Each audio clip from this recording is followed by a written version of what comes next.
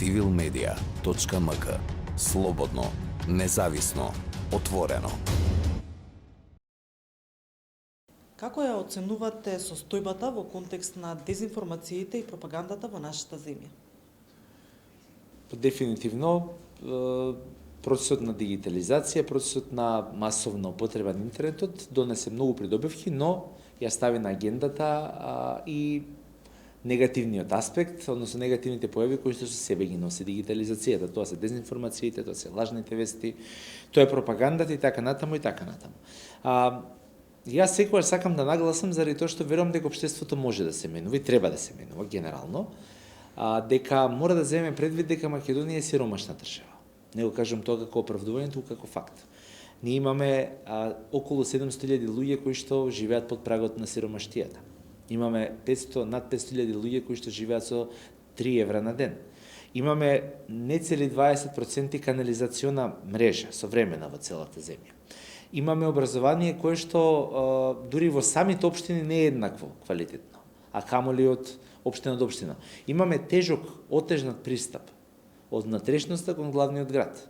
Значи, може да чекате на автобуска станица, да имате купено карта, но наместо автобус да ви дојде комбе и да не можете да стигнете до главниот град. Имате закажано доктор, да имате закажано состанок, да имате испит и тоа е неповратно. Зборуваме за многу сериозна состојба во која што се наоѓаме и граѓаните и граѓанките се исправени со многу екзистенционални предизвици. И во таква една ситуација уште толку е отежното да ние имаме ефикасна борба со дезинформациите и лажните вести. Секако дека тоа, повторувам, не треба да е оправдување за да царуваат дезинформациите, меѓутоа мора да е сигнал до властите дека работите мора да се менуваат од корен. Колку што сме вложиле 30 години како општество во граѓаните и граѓанките, толку денеска ни се враќа. Колку побрзо го промениме тоа, колку побрзо вложуваме во образование, колку побрзо вложуваме во решенија за критичко и креативно размислување, но и заштита од ваквите појави, толку побрзо ќе испливаме на правиот пат. Кои се главните теми и пороки од една страна, кои се креаторите и дистрибутерите на дезинформациите и на пропагандата?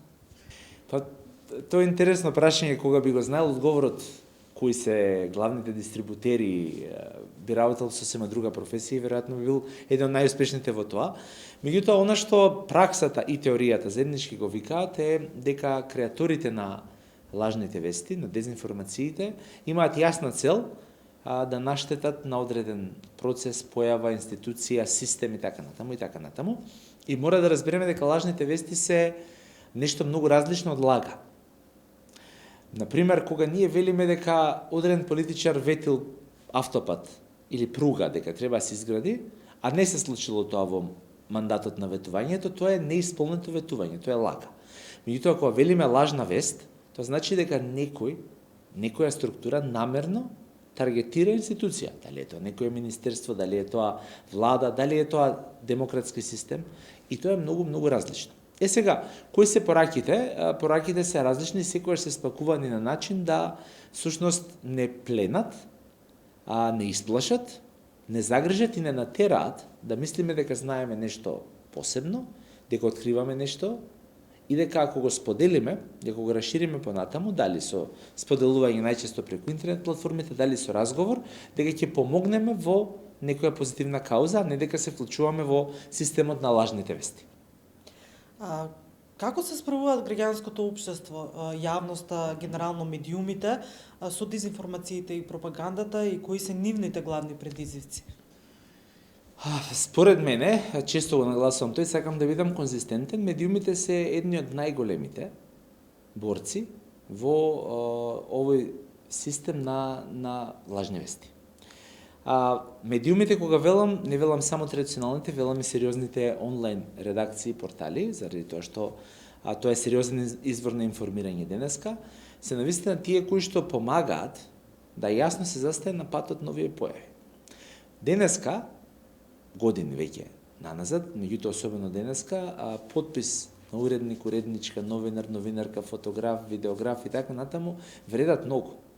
И се представат една од првите представи на публиката, секој од нас, дали одредена вест, дали одредена фотографија или видео се точни или не. И всушност и во пандемијата се покажа кој е логата на традиционалните или на медиумите онлайн со сериозни редакции и колку тие ги спречуваат штетните последици од лажните вести. Јас само ќе ве потсетам дека функционери изградија кариери за време на пандемијата и во Македонија и во светот, затоа што медиумите беа професионални и ги пренесува официјалните здравствени информации. И тоа е сериозен плюс. Значи, додека ние удобно седевме дома или требаше да седиме дома за да бидеме заштитени, медиумите беа тие, луѓето во медиумите беа тие кои што беа изложени на ризик, со цел точната, проверена, кредибилната информација да дојде во нашите домови, да дојде на нашите мобилни телефони или компјутери. И сега во една таква улога, јас сум незадоволен колку властите оддаваат признание на медиумите за тоа што го работат. И сметам дека мора многу повеќе да го прават тоа, не заради тоа што медиумите чекаат потврда од властите, туку заради тоа што ќе ја поддржат на тој начин борбата која што медиумскиот сектор ја прави со лажните вести и ќе се осојузат во тој процес. Граѓанскиот сектор од друга страна е дефинитивно во голема мера посветен на оваа тема, интензивно одредени организации како што е меѓу другите и цивилно и други организации интензивно работат на она што се нарекува борба или создавање на канал пат за да се избориме со лажните вести. Како препораки кои што би ги дал се следните. Потребно е граѓанските организации да работат многу повеќе на демистификација на лажните вести, значи да може да се разбере јасно што се лажни вести. Бидејќи ние кога ќе излеземе во јавност ќе викаме пазете се од лажните вести, секој има некаква различна представа. Никој јасно тоа не го појма. Јас често давам пример од пандемијата ќе искористам, лажна вест е, на пример кога политичар, функционер кажува која вакцина е добра, која не. Тоа е буквално лажна, нема компетенции да го прави тоа. Но, лажна вест во креирање е и кога доктор или епидемиолог зборува како Министерство за внатрешни работи, например, треба да се справува со пандемијата во делот на мерките. Нема компетенции за тоа. Само еден пример. Поширока е темата и мислам дека едукацијата тука граѓанскиот сектор може и треба многу повеќе да ја прави, но пред се да демистифицира или да објасни ако потпаднеме под лажни вести, што се, која последица за секој од нас ќе има. Бидејќи, ако вие се сплашите под влијание на лажните вести, не верувате на здравствениот систем, дали во пандемија, дали во било што, ризикот да се заврши сериозни здравствени последици или смрт е многу голем. И тој е ризик за човекот, не само за системот. Втората работа е инклузивност, многу поголемо обединување и заедничка работа, бидејќи целта мора да биде иста, барем во демократијата, тоа е изборување со ваквите негативни појави. Трето, мора да се прави притисок врз властите, за да бидат постојано потранспарентни и поотворени. Таа моменти нагласувам, континуиран притисок, значи небитно кој е на власт во кое време, властите, значи локална, централна власт и сите видови на власти кои што се земаат пари од граѓаните, односно, особено пример од денеска, кога на пример во централната власт имате една коалиција од едни политички партии, а на локално ниво имате коалиција составени од други политички партии. Така што колку повеќе се транспарентни властите, толку повеќе лажните вести ќе бидат надвор од нашиот видокруг и ќе прават штета. И последната работа е дигитализацијата, што значи дека мора да разбереме дека неопходно е информациите да бидат јавно достапни онлайн, како велиме on demand, на барање, кога секој новинарка, секој човек ќе сака да ја добие информацијата. Застарен е принципот и мора да се промени многу брзо, да се промовира дека многу голема предност имаме како земја, затоа што имаме отворен пристап до информации во кој што новинарите поднесуваат барања и чекаат недели, месеци да се одговори на тие барања. Тоа не е транспарентност, не во 21 век, 2022 година, кога дигиталните технологии буквално овозможуваат да видите што се случува на Марс. Како веќе ја начнавте малку темата, меѓутоа поконкретно како тие можат, значи дезинформациите, лажните вести, пропагандата да ја загрозат стабилност и безбедност на државата. Значи директно да влијаат врз низината стабилност и безбедност. Секоја лажна вест, секоја со своите подтипови дезинформации, мисинформации, малинформации, директно штети на човекот. Дадов пример со пандемијата. Ако вие одбивате да примате терапија, бидејќи не верувате во здравствениот систем затоа што читате дезинформации, кои што биле така спакувани и ви влијаеле, може да се соочите со смрт или со тешки последици. Исто се случува на безбедносно ниво. Ако вие немате доверба дека институциите се грижат за одбрана, за безбедност, за мир, за создавање на оној јавен ред во рамки на демократските закони, че вие ќе действувате сами на себе. И секој действување сами на себе ви прави можни последици буквално од секаков калибар. Така што тоа оди во линија со она што го споменавме за демистификација. Мора да објасниме што е лажна вест. Или, ако сакаме наједноставно, кога секој би говорил во рамки на своите компетенции, а компетенции се од како да наредите плочки, значи, како да гипсирате, или како да боядисувате, па се до, не знам, како да полетате со авион, каде сакате да одиме, че буквално секој човек си има своји компетенции. И ако секој се држи во јавниот дискурс, а тука се социјалните медиуми во јавниот дискурс, до своите компетенции зборува за она што го знае, дефинитивно ќе можеме многу помалку да зборуваме за негативни последици од лажните вести.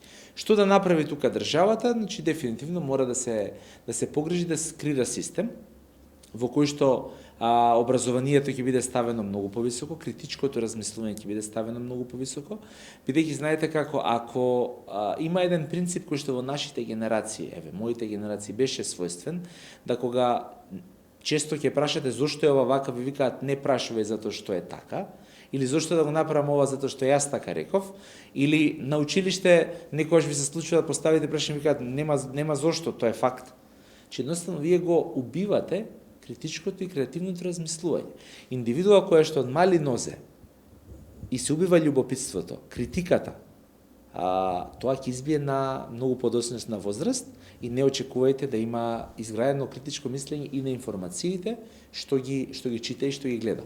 Во таква ситуација последиците во општеството, искомбинирано со социјалната состојба во која што се наоѓаме, се навистина многу ризични за нас и не случајно на скалилото веќе неколку години сме на последното место на Балканот според медиумска писменост, односно на првото според влијание од лажните вести и дезинформациите.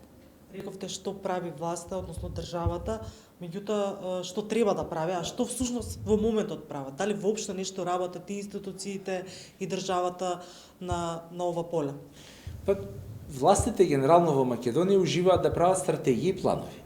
Тоа е нешто што се прави и тоа не е само оваа власт, тоа е во континуитет децении наназад. Знаете како кога ќе се јави некој горливо прашање во јавноста или некој тренд во светот, значи само се фаќа просторот. Се вели имаме план што ќе правиме следните 10 години на ова поле. И толку.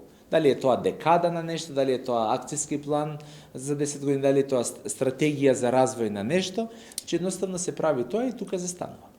Она што не се прави е инклузивност. Го спомнав кај граѓанските и го кажам и кај властите. Че мора да се обединуваат луѓето и властите, сите власти, тоа се сите политички партии, сите моментални минати идни властодржци, мора да разберат дека одлуките кои што се носат, граѓаните треба да ги чувствуваат како свој. Значи, ако вие носите одлука за реформа во образованието, значи треба таа одлука тие на кои што се однесува, но и пошироката јавност да ја чувствува како нешто што е посакувано, а не како нешто што е наметнато. Дури најдобрата одлука, кога вие ќе ја наметнете, а нема да се има чувство дека произлегла од барањата на луѓето, нема да успее понатаму. Така што да се спуштат од стратегии и планови на терен, да засукаат ракави, ако пандемијата не покаже дека од говорници од канцеларија не се решаваат проблемите, не знам што ги покаже. Ако овие бројки што ги споменав со сиромаштија, образование, нееднаквост не покажат што треба да се направи, не знам. Значи да се спушти на терен, да се спушти со конкретна работа, се прави партнерство со граѓанските организации и многу важно. Во вакво кризно време, кога имаме многу кризи, мора да се најдат начини и од власт и од опозиција како да се соработува за прашањето од интерес на граѓаните. Бидејќи втора шанса за нештото се смени, за нештото се реши, јас не очекувам да има. Сериозни кризи се и бара сериозна посветеност и фокус во целата ситуација. Да сублимираме конкретно, фокусирано, кои се вашите пораки, како да ги надминеме? Под број 1, да вложуваме во граѓаните и граѓанките еднакво. Тоа што е достапно во центарот на Скопје, мора да биде достапно во најдалечната точка од земјава. Тоа е под број 1. Под број 2, не можеме да ги делиме луѓето на наши и ваши. На луѓе со кои што уживаме да комуницираме, кои што се поблиски од нашите сваќања и кои што не се зборам за политиката и за државата. Тука спаѓаат и општините. Едноставно мора да најдеме начин да разбереме дека што сме вложувале 30 години, денеска дава ефект. Што вложуваме денеска, за следните 30 години ќе дава ефект. Под број 3, секој мора да се врши својата улога во делот на сузбивање на лажните вести и дезинформациите.